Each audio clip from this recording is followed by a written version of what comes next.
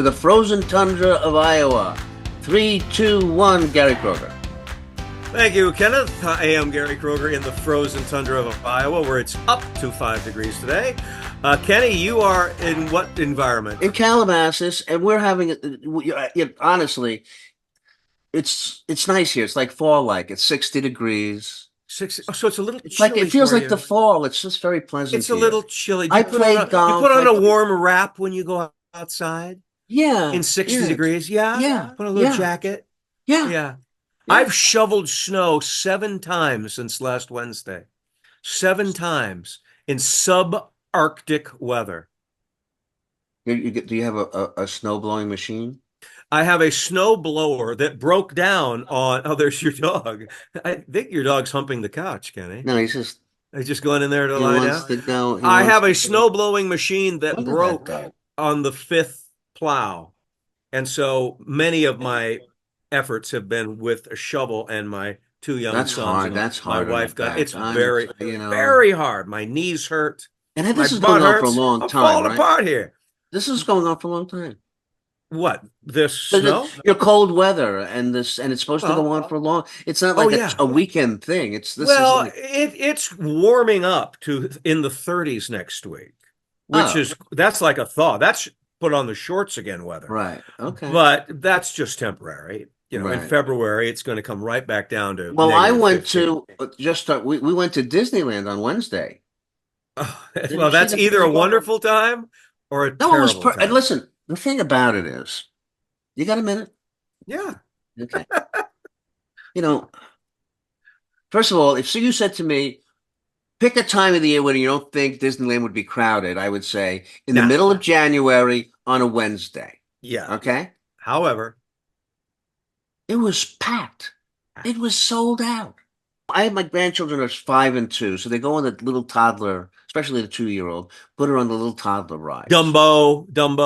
The teacup. The teacups, yeah. Or even going through Minnie's house, Yeah. Well, these are like for babies. These are for kids. Right. And yet Peter Pan's Flight. Online are all these adults. Things from single adults to couples and whatever. They have no And what's the children. line? 60 minutes these days? 30 minutes? Almost, 45 minutes. Okay, that's you're trying to hold your 2-year-old baby and keep them, going and patient. And you're looking around the line and you see all these people who are just adults riding kids' rides. So why are they online? So they're mucking up the line, right? That line is long because spaces. they want to ride the line. And I took pictures of people. One old lady who was just by herself. If you don't have a kid, you don't belong on Dumbo or the teacup. Right. Right. You observe them. I mean, who they are. They're people who were little kids going, oh, I love Dumbo so much, and they want to relive that. That's who they are. I don't think that's it. I think they are people who go, I paid $700 for a ticket. I'm going to go on every ride. I'm going to go on every freaking ride. I think you're right that there should be an age limit. Like there's a height limit for certain things, because that is a ride for kids, and kids should at least have a fast pass, a free fast pass. Don't you think? Why are you on a teacup ride? Really, you're 55 years old. They're reliving. I know. Childhood. You know what? It's for children. The ride is designed for children, not for the purposes of nostalgia. Okay. Okay. It's really, and I think it should say that on the sign. Yes. This ride is not for purposes of nostalgia. This is for children. Yeah. So get your fat ass off. Yeah. Yeah. Signed, Walt Disney. All right. Well, all right, Kenny, I tend to agree with you. Hey, I want to bring on our guest, because we could go on forever about grousing about whatever. But Illeana Douglas is our guest, the famous Illeana Douglas. Actress. Say some of her credits. Some of her credits. Cape Fear is one of my favorite, but my wife is crazy about Goodfellas. Her she was in Goodfellas as well. Goodfellas. But my wife loves her guest spots on Grey's Anatomy. I mean, I first saw her, I think, on New York Stories, directed by Martin Scorsese, who she went on to have a relationship with together for a while. But yeah, I mean, she's done every medium, and now she's an author. She has been for a while. She's a filmmaker. Yeah. So we are quite honored, are we not? We are. We are. So How about I bring her out? I would appreciate that. Kenny, if you don't mind, I'd like to introduce our guest. I'm very excited I about our have no guest. objection, Mr. Kroger. You may You have no proceed. objection. I don't really know where to begin. Illeana Douglas is our guest. Such a complicated life, full life, the wearer of many hats. I know Illeana as an actor, but of course, as a filmmaker, a historian, an author. That we're going to talk about her book that is, she's on a book tour right now. I don't know where to begin. So I'm going to begin by just bringing you out. Illeana, welcome to the humble little Gary and Kenny show. You are, in my estimation, the most illustrious guest we've had. I love it. Okay, Wow. I will try to live up to. Oh, the bar is very low. Don't worry about that. It's Yeah, very yeah, low. yeah, yeah. When Lee Kernis, who was a good friend of mine and your manager, said, she wrote this book, Connecticut and the Movies, you got to read it. And I was like, it really doesn't sound that fascinating. I'll be honest, just from the title. Uh, But it is fascinating because it's not just movies that were made in Connecticut. yes. It really is a kind of a history of movies and our country. And Yes. the insights that you put into each movie, it's not just a list of movies, but the behind the scenes stuff. I mean, the research in this thing is just floored me. And I found that, and by the way, you have a great sense of humor, so it makes the book incredibly entertaining. Thank you. Yes. I But how try much to- research, how long did it take you to write this book? Um, I mean, relatively compared to other books, it was 2 years, so it's almost not. The hardest part was I wrote the majority of the essays about the book, and then I went on a road trip throughout the state, and was collecting photographs. So it is very much a coffee table book. But So you watched all these movies. You've seen all these movies. yes, in fact, I saw more than 100 movies because some movies actually did not make the book. I mean, the book is 350 pages long, and so I could not include, every film that was ever made in Connecticut or mentions Connecticut. And so although there, people would, oh, you didn't put Pillow Talk in or something, Right. you have to. For me, it's a road trip, and you don't get to stop at every at every stop Well, of along course the way. not. I was curious because reading the book, I wanted to see all these movies, some again and some I've never Yeah. seen. I love Connecticut, but I love Connecticut from the image that I have of Connecticut, which is essentially from the movies. And so Right. your book sort of explores, did Connecticut culture come from the movies or the movies reflecting true Connecticut culture? Yes, yes. Are you tracking my question? I mean, which came Absolutely. first? Absolutely. I think it begins with organic uh, origins.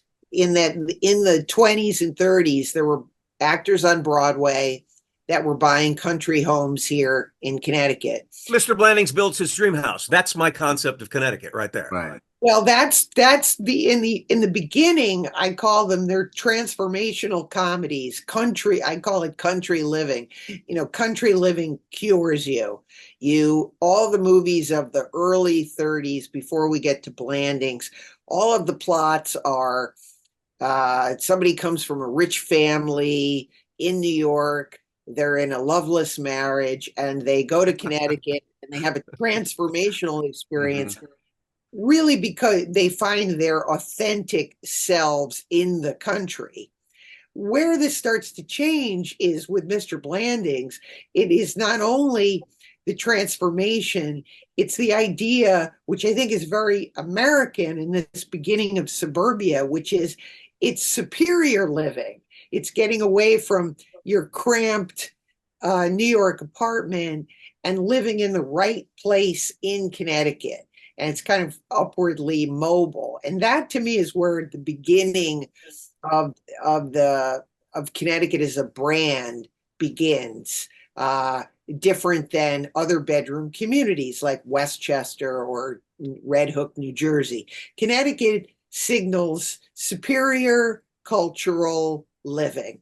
And we've never really veered from that But as we get into the 50s, that's why I Yeah. say the book is a road trip movie. Then we start to see the cracks in suburbia with films like Gentleman's Agreement and The Man in the Gray Flannel Suit. And then by the time we get to the 60s, it's Let It All Hang Out, 60s sex comedies, and we start to deconstruct suburbia. So that's what I found so fascinating, was this perception of Connecticut that seems to change as the culture changes. But we're always using Connecticut as the place, as the location. You know, it's standing in for what was happening in America. Yeah, absolutely. Well, Well, I'll you know, tell you, besides that, besides just even the connection with Connecticut and making movies there, uh, anybody's interested in knowing who were the great filmmakers and their connection to Connecticut. It's an amazing. Everybody should read it who's interested in film, because you talk about directors and writers and playwrights who are from, not only from that area, from Connecticut, but made their stories, from Eugene O'Neill to Arthur Right. Miller. I mean, great stories, and the movie makers, and how movies came together, and who they chose. I mean, you do really, it's a really industry book in a lot of ways. And if you're interested in knowing the people involved in making this business, it's those people, it's the same people. It's a great book, great book. Thank you. Yeah, I mean, again, I devoted a whole chapter to Eugene O'Neill because although I went to acting school and did Eugene O'Neill plays and watched him on Broadway, no one ever talked about the idea that he was raised in Connecticut, that these Yeah, people that he's writing, Wilderness and Long Day's Journey into Night, are about the that's right. same childhood. And so to me, I said, well, this really encompasses Connecticut. The transformational nature, 4th of July, life on the in New London, turn of the century, glamour, casinos, and then the fall of New London. And it's yet another town that is past its prime. And that's what he writes about in Long Day's Journey into Night. right. And Well, we need to tie that to our state. Go ahead. Well, yeah, and I just want to say it's sort of a synopsis, because people are watching and they're listening. And this is a book for film buffs. Yes. It's a book for people interested in Connecticut. Yes. But like Kenny said, it's also about Americana. And even, Eugene O'Neill, it wasn't just about that specific esoteric part of the world. We all related to the struggles, to the Yeah, the families, factories and families. the fabric and the families. So Yeah. your book really does take us on a story of Connecticut. Yes, movies in Connecticut. Yeah, Yes, no, but great book. I related to it because I can't even find the words. It's the American experience. It's the human experience Mhm. through the lens that you offer as a historian of films being made in Connecticut. It's a book for everyone, is what I'm Yeah. saying. Can I make a segue here? Because I just want to talk about the impact that movies have had. Obviously, uh, you write about this in your book. And then, of course, when I looked up this book and I saw your other book, which was called I Blame Dennis Hopper, I Dennis, had to go. I had to now read that because I there's the have to greatest find out title ever. why you possibly blame Dennis Hopper. So I read that. But the thing about it is, to me, as I'm reading these books, and it brings back enormous memories, is the different movies that we all have this shared powerful experience with. That we had a collective thing that really changed our life. Now, I know that Easy Rider had a great impact on your dad, as you talk about. The Swimmer had a great impact on me. And by the way, I thought it was a Beverly Hills movie all these years. I thought he was swimming across Beverly Hills. But that was just in my memory. I saw that when I was 14. Yeah. And I was like, wow, that blew me away. We all had those kind of movies. I don't know if those movies exist anymore, do they? Were people, are there movies that are changing people's lives in the way that I think it impacted us? I don't think so. You know, what's been interesting about going on the book tour, and in some instances, we've screened The Swimmer and people talk afterwards, and it brings back such nostalgic feelings for me and others because that was so much a part of my childhood. You'd go out Hmm. with family and you'd see a movie, And then you'd go to an ice cream shop afterwards and everybody would talk about the movies. Or sometimes you'd go to a movie that your parents liked and you didn't really understand it, but I'd sit in the back seat and listen to them. And, that was so much a part of our culture. Yeah. And people don't get to talk except on Facebook or Twitter Right. about their opinions. And so when you're having a shared experience, Right. The experience is more disposable than it used to be. yeah, It's not shared together. For me, it was The Graduate. That was the movie, the seminal film for me, to talk with my parents. What was this about? Is this, is this what I have to expect? But it was a shared experience and it was an event. So we would take that event back home with us. yeah, We were watching TV at our leisure, going to the bathroom. It feels different these days. Well, I yeah. don't want to tell people why you blame Dennis Hopper, because I think they can read the book and it is a great story. It But really is. I want to first of all, I want people to know that you are the granddaughter of one of the great actors of all time, Melvin Douglas. Yes. Which, and I got to watch, in our generation, we watched old movies because I would watch the $1 Million Movie on Channel 9. Right. Yeah. We would watch I was familiar, even though I wasn't born in 1954. I saw all the movies from the 1930s and the 40s and the 50s because they played them on the local television station as, on Channel 5 or whatever, those things. And that's where you saw those movies. So I'm familiar with all these things. And like I said, we have so much in common. A lot of the stories that you tell, it's like, yeah, I saw that movie, I had the same impression. But going back to your father went off and chose a very bohemian life. Uh-huh. Well, we all Your- did. We were like crazy bohemian hippies, living in rural, uptight Connecticut, which again has framed a lot of my world view. So, what that whole chapter is about and each chapter in the book is devoted to a person who from the movies or a movie that in some way impacted my life, whether it was Marlon Brando, pretending I was Liza Minnelli. I love your Richard Dreyfuss stuff.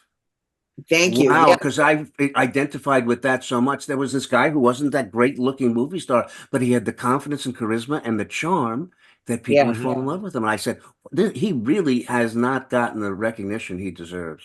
No, he got me through my whole childhood. I just pretended when I saw Richard Dreyfuss, I just don't know why. I just really, really identified with him, in The Goodbye Girl.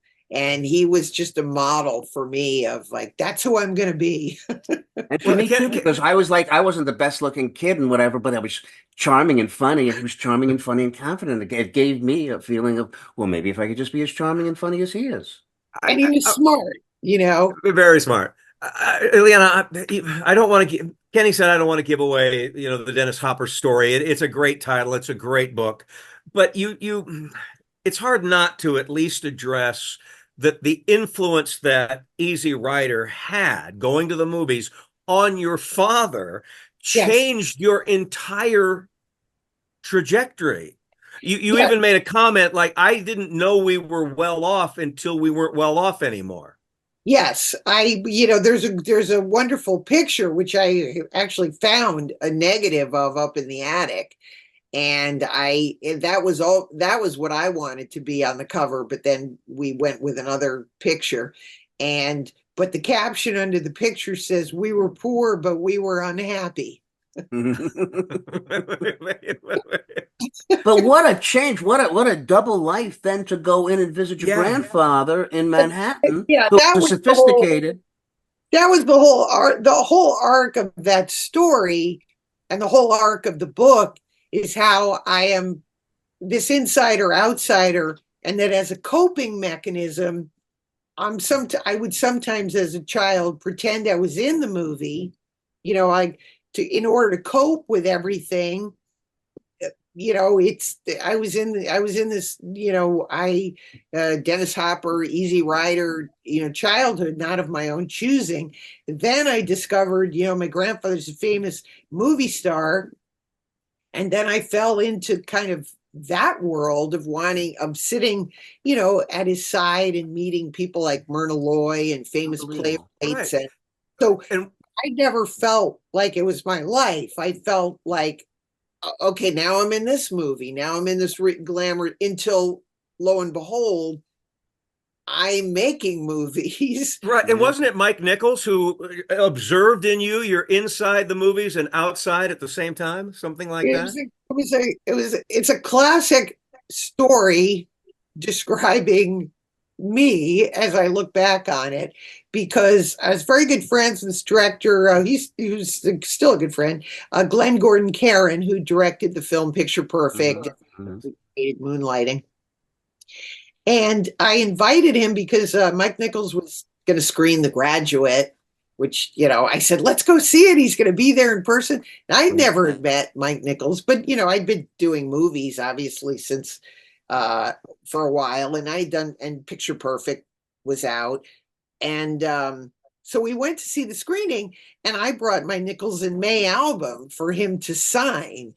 And he was chiding me. He's like, you're not going to give him that album. And I said, why not? It's like, because I'm a fan. Like I'm you. I love The Graduate. I love Catch 22, all these movies.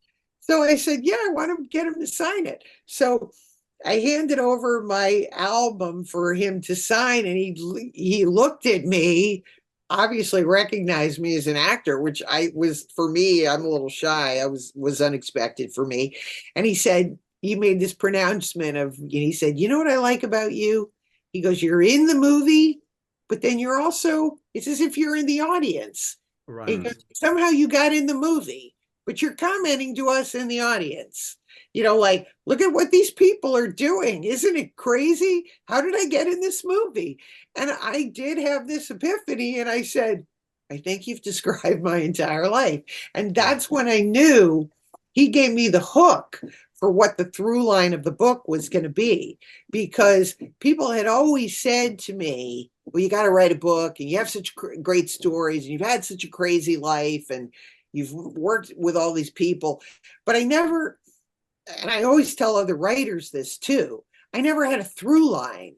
What's the connective tissue to being a great storyteller? I didn't want to just be a great storyteller. And when Mike Nichols said to me, you're in the movie and you're out of the movie, I said, that's my point There of you view go. for the rest of my writing career, is that I'm very conscious now of writing when I'm in the movie, and now I'm outside observing the film, and I'm writing about people like Robert De Niro and Jane Fonda, people who I've worked with. So I have an experience both as an insider working with them, but I'm also an objective fan. And I've been an objective fan of their work from my childhood. And I think that gives me a unique perspective that I don't think any other film historian It has. does. And again, we're plugging your books. Your perspective is very, very unique. You have a very warm, conversational, authentic narrative style. Well, I'll tell I you, think you mentioned that there's one part that also struck me that that you hit on. And I was like, wow, I felt the same way. You talk about you were, I guess, a young girl in Connecticut with your friends and the girlfriends, and you'd be sitting in the car, and you'd be sitting in the back, and you'd listen to them talking, and somehow you knew, even though you were quiet or whatever, and you were just listening to them, whatever, and whatever their chatter was, that somehow you knew you were different, and that Yeah, somehow you knew you were going to go on and do something outside of this world yes. or And I outside of that, out of that. And I had the same experience where I would sit in the back, I was small or whatever, and I would just listen. And I kind, even though they were the hot guys or the hot what, I had this feeling that some let it be because I'm going to go on and do something special I have the one day. same feeling. I think as yeah, And I artists, thought, we and share I was that. like, wow, I really identified with that. I Yeah. thought it was very yeah, good. it's bittersweet to look back at yourself. I call it being a backseat kid. I Yeah. never had the social status to be in the front seat, and I didn't, we didn't have any money. I couldn't get a car. I had a bike. And so the you were always hanging on by a thread because I was funny, and I knew I kind of knew my role, so I knew I was getting limited to getting beaten up if you could kind of be funny. Well, that was And me. That was small, and that's I developed Well, my sense of humor as a yeah. defense mechanism. I, Yeah. I was in the front seat, but only because I had the car and I was the driver while my Oh, good-looking okay. friends Wow. made out in back. yeah, we I was did. that guy.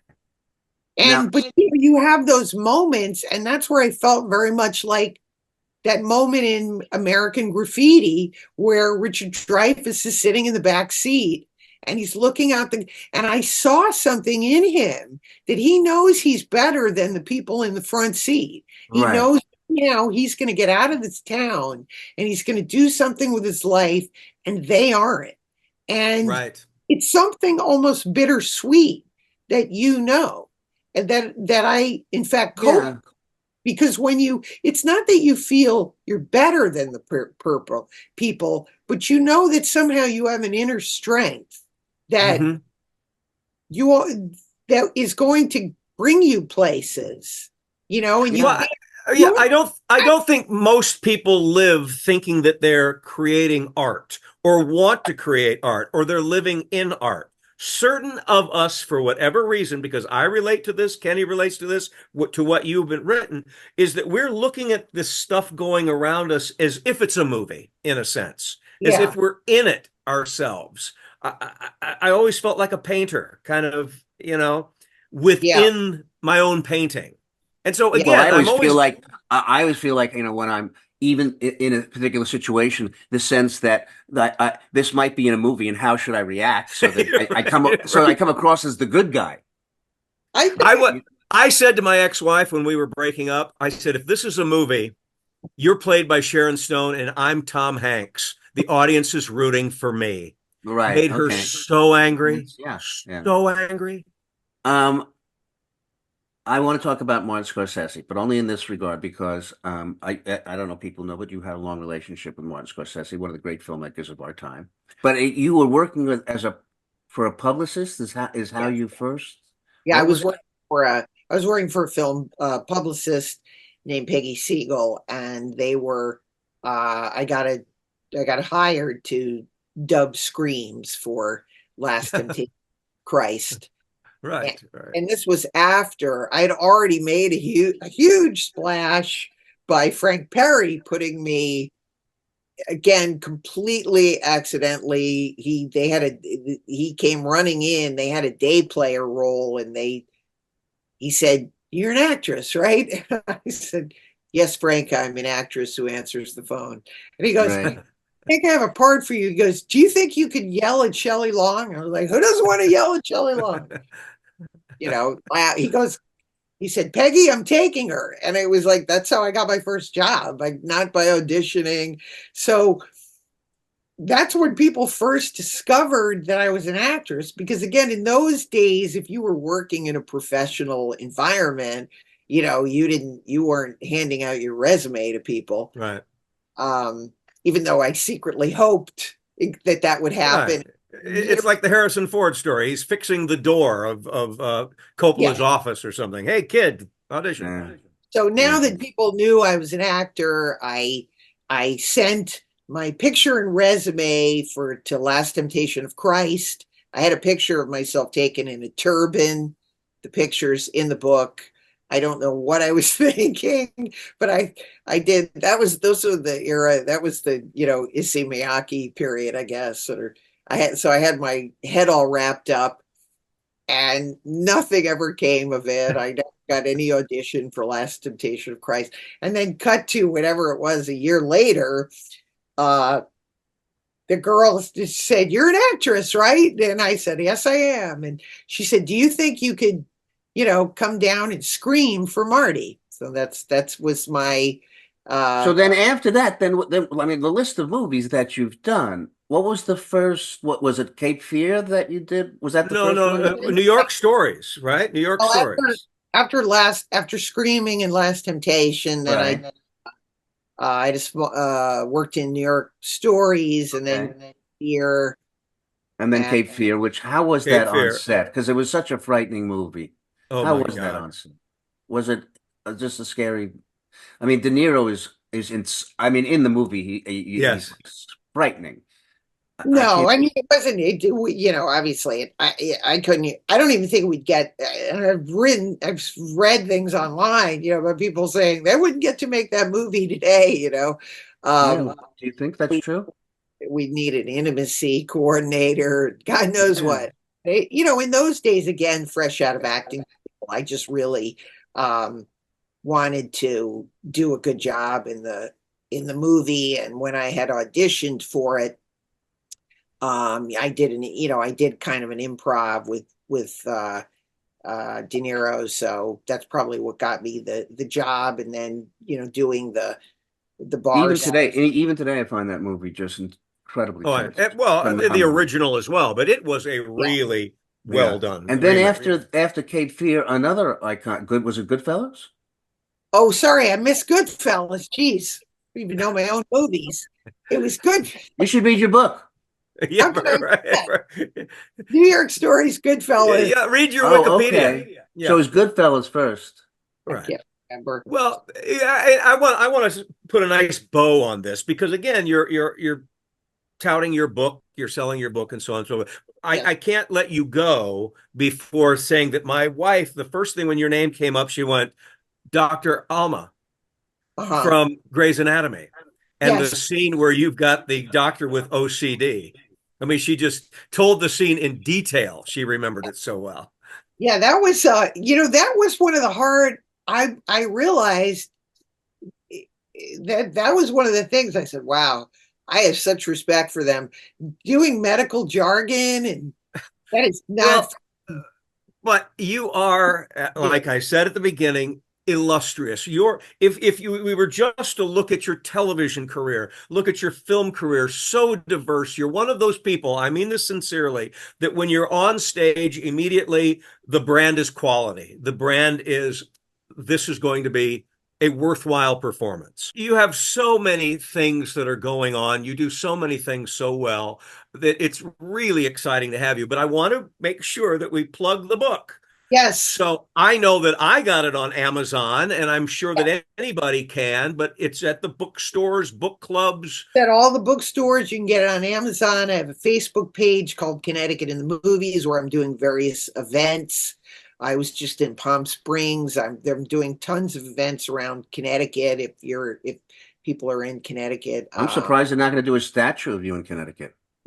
They probably will. They Soon need enough. to at least There'll name a be a street. They movie. need to at least They'll name make a a movie. highway after you or a Yeah. bridge. I still have to do more. I feel like I'm only Well, that like is my next. What's next? Are you going to write another book or what's the Yeah. plan? What's next? I'm definitely going to write another book. It's going to be another movie book. I have a sort of a subject in mind, but I'm also working on some scripts, for potential that would be Connecticut based, a film and TV show. Because I do think the area of Dark Suburbia, it would be a great theme for a film. Or Mhm. Wait till I get to Connecticut. You might be looking for a leading man. Yes, exactly. Exactly. I Well, I will. think that the darkness, the frightening thing about suburbia nowadays is the cost of homes. Yes. Well, yeah. Although there are pockets of Connecticut that are okay. That's why we're looking there. I mean, Right. Now they say that Connecticut is expensive, but it's not as bad as California. No, Oh, California. God, no, no. absolutely. So I just want to ask this. Me and Gary are kind of like the two old men in the Muppet movies that were on the balcony complaining about everything that's going on in the world today. How's your The bladder? things Is that that where you're going? the thing that I'm curious about is, well, I mean, I complain about what's going on with the movies today. yeah, Everything's this Marvel movie or this movie, and what movie do you see? And I'm not going to the movie theaters anymore because it's not, like, are they movies that I really want to see? Are they 3 hours long? I mean, are you optimistic, pessimistic? What do you think? I mean, I guess, it's just we're going to adjust. They'll always make movies, but we'll just consume them in a way that's so different. yes. I mean, I think that's true, and I think we have to just accept that, and that's just the way it is. I think that unfortunately, the 1-2 punch of COVID and then the strike um, was not great for Yeah. audiences, Right. movies. And I don't think we'll ever be, I think we'll always have the great experience, like people will want to come to see a movie. Sometimes I think there's more excitement about a revival movie, people's reaction to The Swimmer, sold out audiences, and we're playing next to Oppenheimer and other movies, that there is something fun about rediscovering a movie.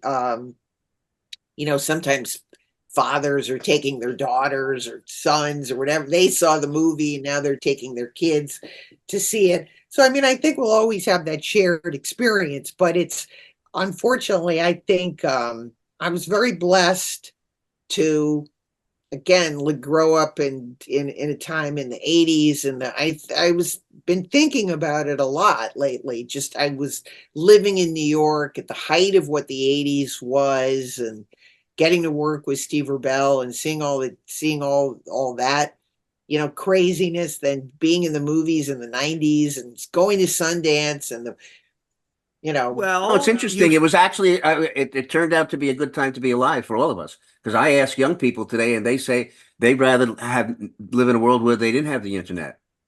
They'd rather, the internet has really made it very difficult for their lives socially and self-esteem wise and everything. So it actually turned out pretty good for us. I noticed it again, and that when I'm on, like when I was doing Goliath, and Billy Bob Thornton is on the set, and Beau Bridges and Dennis Quaid, again, I was like, set me loose. I was talking to all of them about the different movies they were in, and we're all sitting around and we're talking about movies and sharing stories. And when I've done other movies where everyone is in their 20s and 30s, we go to our chairs and it's totally silent and everybody is on their phone. And that is the difference. Yeah. And it's palpable for somebody like me who's a talker and a historian and wants to hear stories. It's incredibly difficult, to get stories out of people. I worked with a girl who's on a big television show, and I kept trying to say to her, like, what was I remember when you did this, and what was it? She's like, she's doing, oh, it's okay. It's great.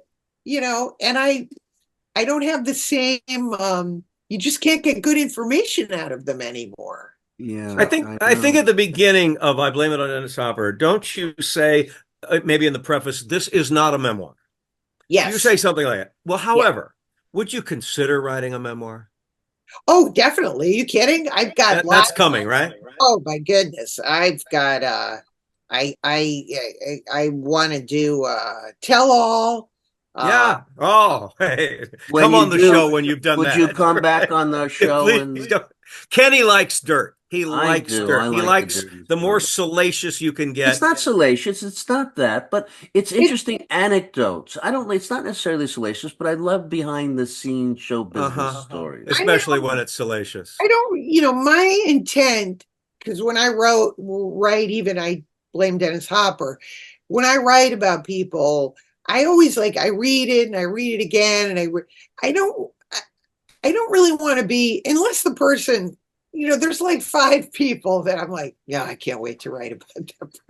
I can't wait to say, what a jerk. I mean, it's made, I don't want to hurt anyone, but would be fun to say. There are stories that belong to you and you have the right to tell them.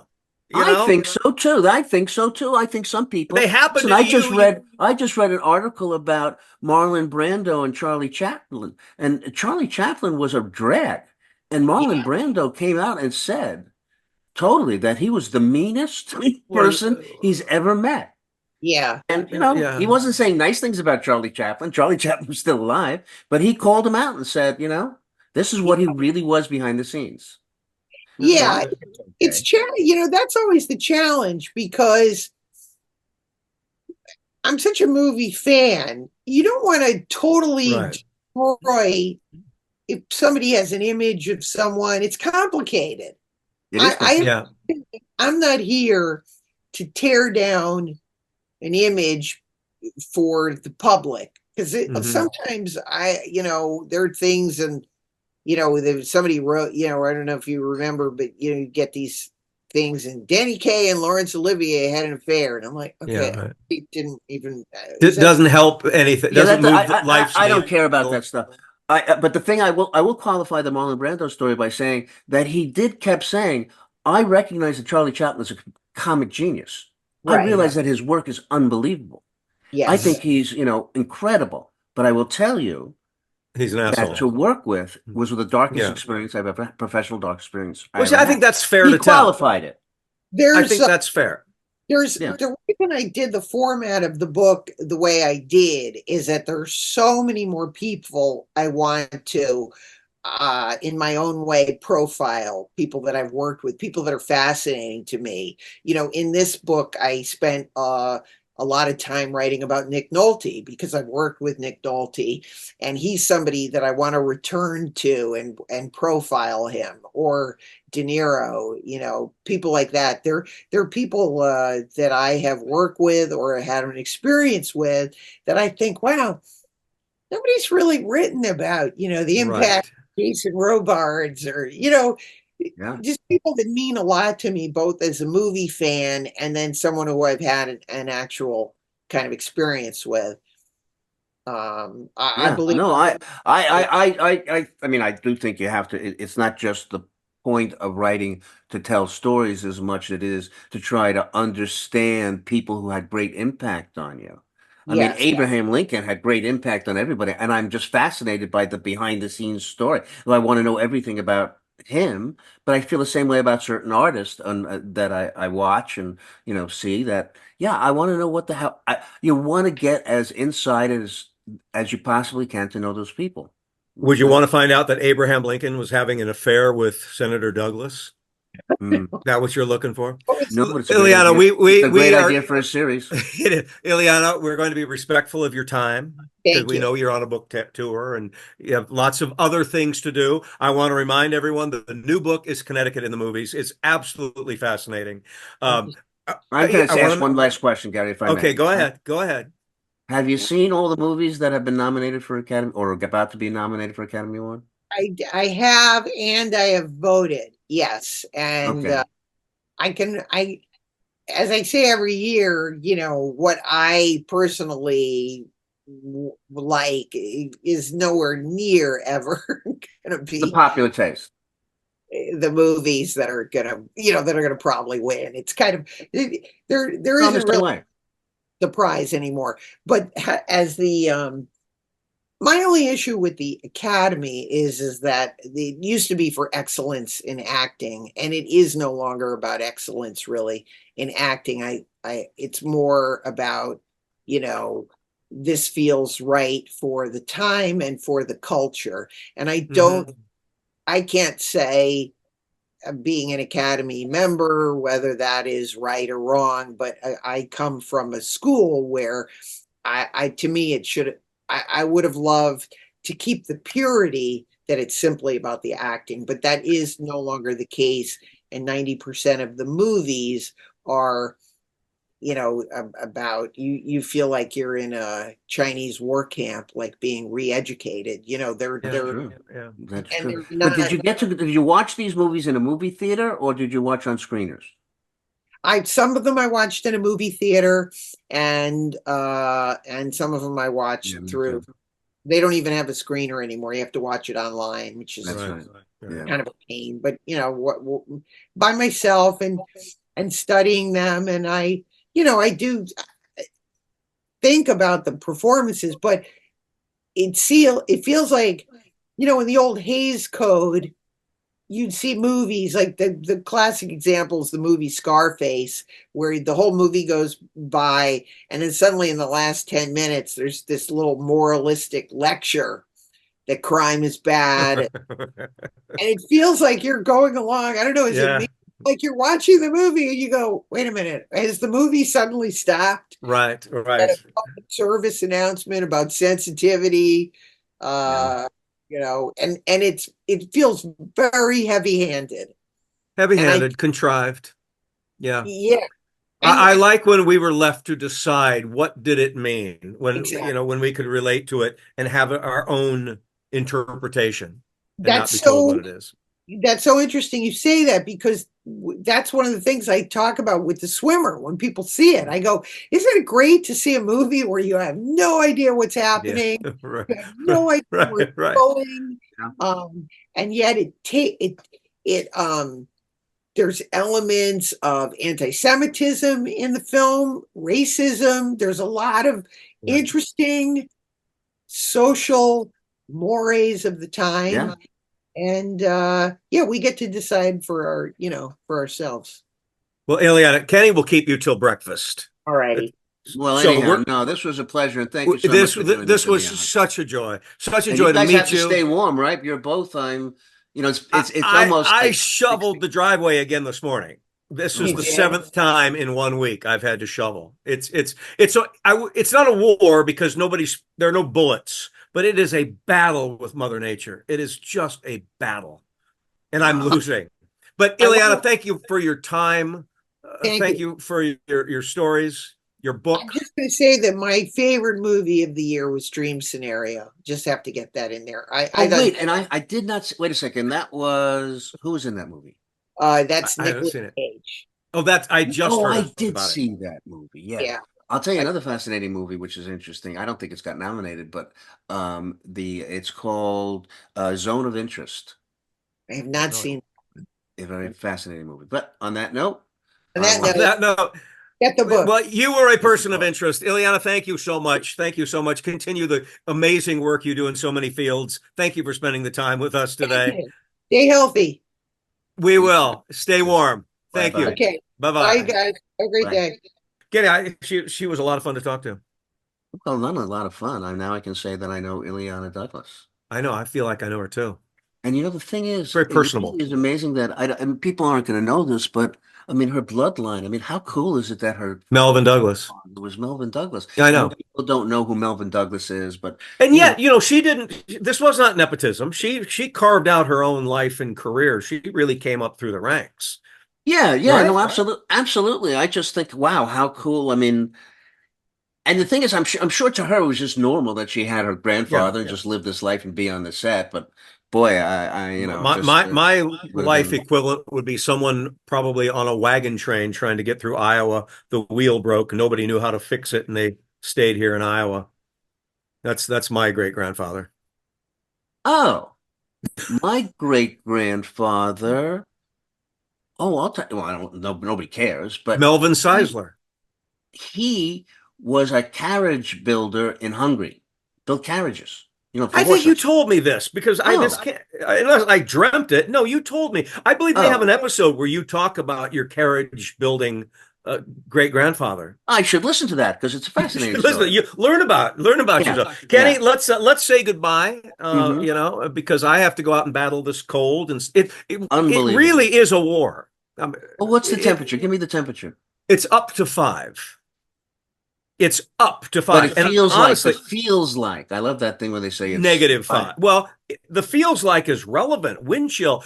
The other day it was -17. That's just the air. So But there's the a thing- 20-mile-an-hour wind, and we had 40-mile-an-hour gusts. That Do can you have feel any like drafts 100 in your degrees house? below. Are there any drafts in your house? There's a draft. My office is this room I'm in drafty? right now is Is drafty. drafty.